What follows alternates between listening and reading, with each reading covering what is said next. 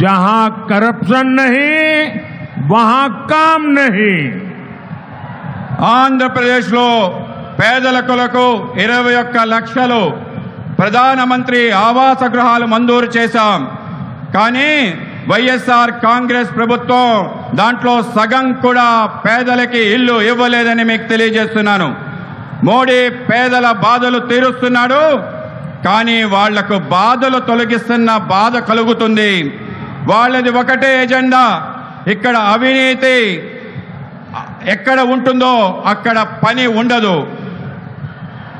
साथियों, उत्तर आंध्रा सुजला सरवंती irrigation project यहां की राज्य के वर्क कल्चर का बहुत बड़ा उदाहरण है।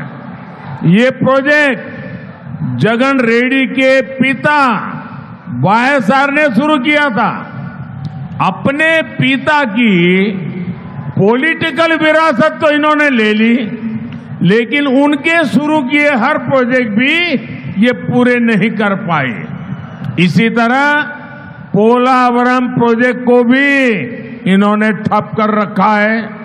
हमारी केंद्र सरकार ने पोलावरम प्रोजेक्ट के लिए 15,000 करोड़ रुपए जारी किए हैं, लेकिन वाईएसआर कांग्रेस को किसानों की कोई चिंता नहीं है।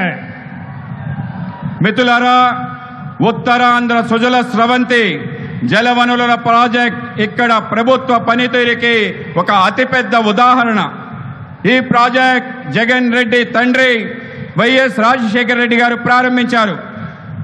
ఆయన వారి తండ్రి రాజకీయ వారసత్వాన్ని తీసుకున్నారు, కానీ ఆయన ప్రారంభించిన ప్రాజెక్టులు కూడా పూర్తి చేయలేకపోయారు. అదేవిధంగా పోలవరం ప్రాజెక్ట్ కూడా అడ్డుకుంటున్నారు.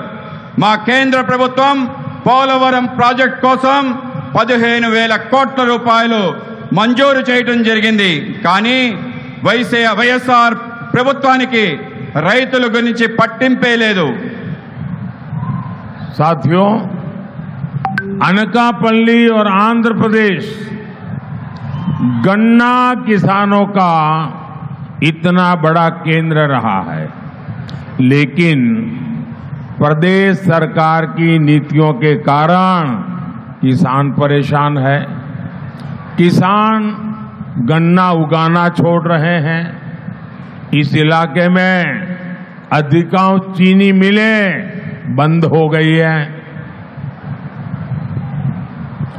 మిత్రులారా, అనకాపల్లి మరియు ఆంధ్రప్రదేశ్ చేరుకు రైతులకి చాలా పెద్ద కేంద్రంగా ఉంది. కానీ